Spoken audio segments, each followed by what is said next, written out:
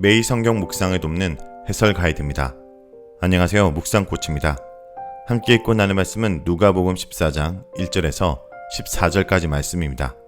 안식일에 한 바리새인이 예수님을 식사에 초대합니다. 이 식사에서 예수님은 세 개의 가르침을 주십니다. 하나는 하나님 나라 관점에서 본 안식일에 대한 새로운 통찰력이고, 둘째는 하나님 나라와 관련된 자신을 낮추는 자세에 대한 가르침, 마지막으로 셋째는 형제들을 대할 때 약한 자를 배려하는 제자의 마음에 대한 가르침입니다. 먼저 1절에서 6절 읽겠습니다. 안식일에 예수께서 한 바리새인 지도자들의 집에 떡 잡수시러 들어가시니 그들이 엿보고 있더라. 주의 앞에 수정병 든 한 사람이 있는지라. 예수께서 대답하여 율법 교사들과 바리새인들에게 이르시되 안식일에 병 고쳐주는 것이 합당하냐 아니하냐. 그들이 잠잠하거늘 예수께서 그 사람을 데려다가 고쳐 보내시고 또 그들에게 이르시되 너희 중에 누가 그 아들이나 소가 우물에 빠졌으면 안식일에라도 곧 끌어내지 않겠느냐 하시니 그들이 이에 대하여 대답하지 못하니라. 1절은 안식일에 식사를 초대받으신 예수님에 대한 내용입니다. 안식일에 바리새인들 가운데 지도적인 인물 집에 식사로 들어가신 예수님은 그곳에서 자신을 주의 깊게 관찰하고 있는 사람들을 발견하게 됩니다. 이러한 표현은 예수님께서 이미 안식일에 행하신 일에 대한 소문이 바리새인들 가운데 어느 정도 유포되었던 정황을 암시합니다. 2절에서 3절은 수정병에 걸린 한 사람과 안식일 준법에 대한 관련된 질문입니다. 안식일에 식사 초대를 받으신 예수님은 그 식사 자리에서 수정병에 걸린 한 병자를 발견하게 됩니다. 수정병은 창자에 가스가 차서 배가 팽팽하게 불어오는 질병을 말합니다. 누가 보면 어떻게 해서 이 사람이 안식일에 바리새인의 집에까지 오게 되었는지 대해서 전혀 말하지 않습니다. 아마도 이 사람은 질병을 치유하신 예수님에 대한 소문을 듣고 나왔는지도 모릅니다. 어쩌면 바리새인들이 예수님을 시험하기 위해서 일부러 그 사람을 초대했는지도 모릅니다. 아무튼 이 사람의 존재는 바리새인들이 예수님을 시험할 수 있는 좋은 기회를 제공해 줍니다. 누가복음에서는 아무런 질문이 제기되지 않지만 예수님께서 먼저 말씀하신 것으로 되어 있습니다. 그 질문의 내용은 안식일에 사람을 치유하는 것이 율법에 접촉되는 행위인지 묻는 것입니다. 4절에서 6절은 안식일법에 대한 예수님의 가르침입니다.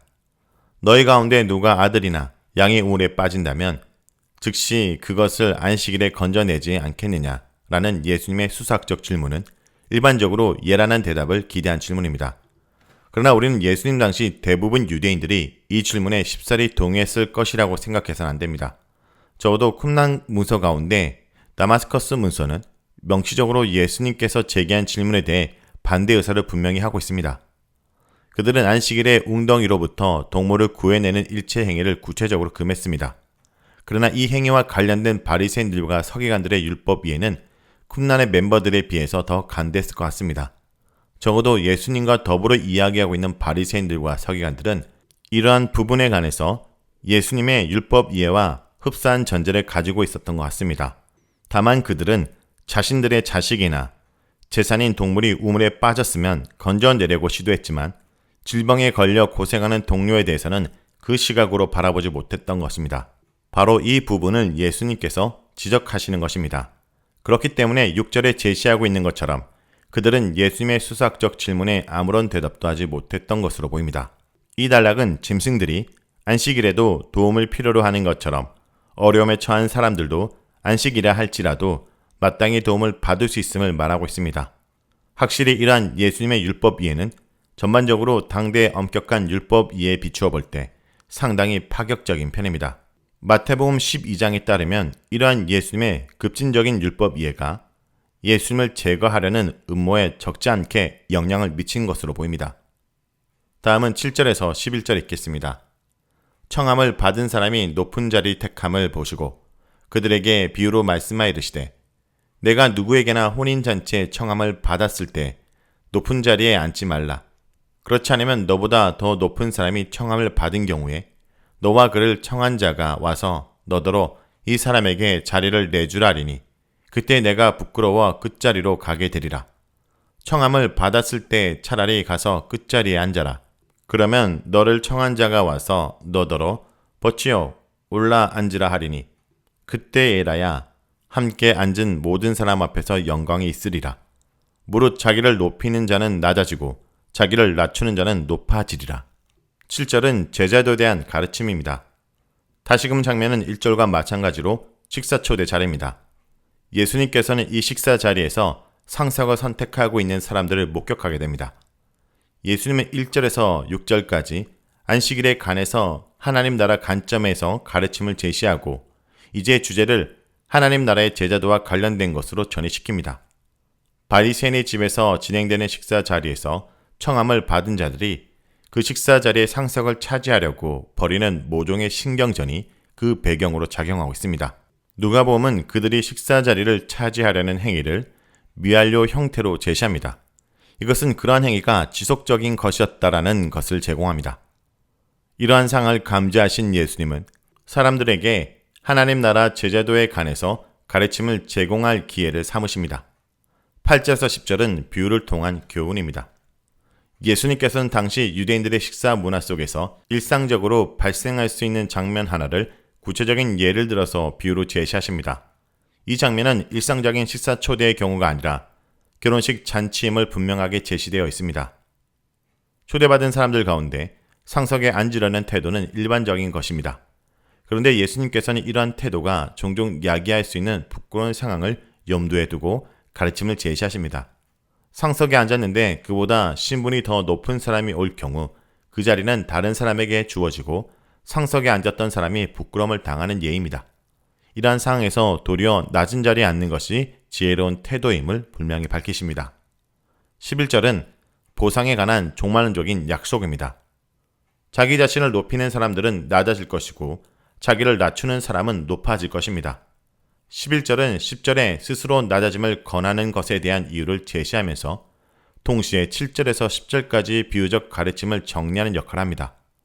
예수님의 말씀은 세상에서 우리가 배워야 할 단순한 처세술을 말하는 것이 아니라 하나님 나라의 제자에게 요구되는 삶의 모습을 제시하는 겁니다. 이러한 삶의 모습에 대한 종말론적인 역전이 약속으로 주어지고 있습니다. 다음은 12절에서 14절 읽겠습니다. 또 자기를 청한 자에게 이르시되 내가 점심이나 저녁이나 베풀거든 벗이나 형제나 친척이나 부한 이웃을 청하지 말라. 두렵건대 그 사람들이 너를 도로 청하여 내게 가품이 될까 하노라. 잔치를 베풀거든 차라리 가난한 자들과 몸 불편한 자들과 저는 자들과 맹인들을 청하라. 그리하면 그들이 갚을 것이 없으므로 내게 복이 되리니 이는 의인들의 부활 시에 내가 갚음을 받았음이라 하시더라.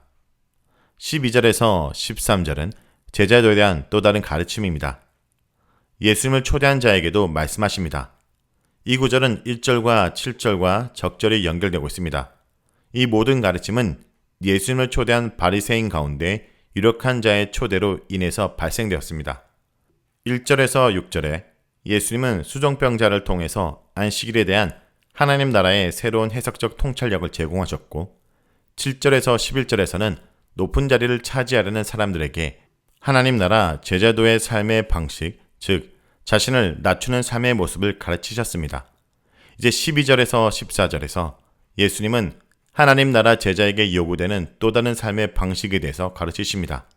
그것은 능히 갚을 능력이 되는 부유한 자들을 대상으로 나의 호의를 베푸는 것이 아니라 갚을 능력이 없는 사람들을 대상으로 호의를 베풀라는 가르침입니다. 14절은 보상에 관한 종말론적인 약속입니다. 그들이 너에게 갚아줄 것이 없기 때문에 의인들의 부활 때에 너에게 갚아줄 것이다. 이 구절은 왜 우리에게 갚아줄 능력이 있는 부유한 자가 아니라 갚아줄 능력이 없는 소유된 자들을 섬기는 것이 중요한지 그 이유를 제시하고 있습니다.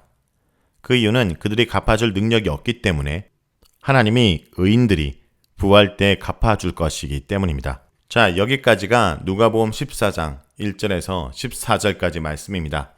오늘 말씀을 통해 우리는 무엇을 묵상하고 적용해야 될까요? 우리는 스스로 낮아짐을 자처해야 됩니다.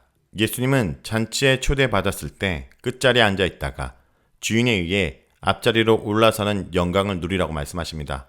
이는 먼저 된 자가 나중되고 나중된 자가 먼저 되는 하나님 나라의 진리를 보여주는 말씀입니다. 하나님 앞에서 가장 겸손한 자, 낮은 자가 하나님 나라에서 가장 높임을 받을 것이라는 뜻입니다. 마지막 날의 끝자리로 밀려나지 않도록 오늘도 낮은 자리를 자처하며 살아가십시오.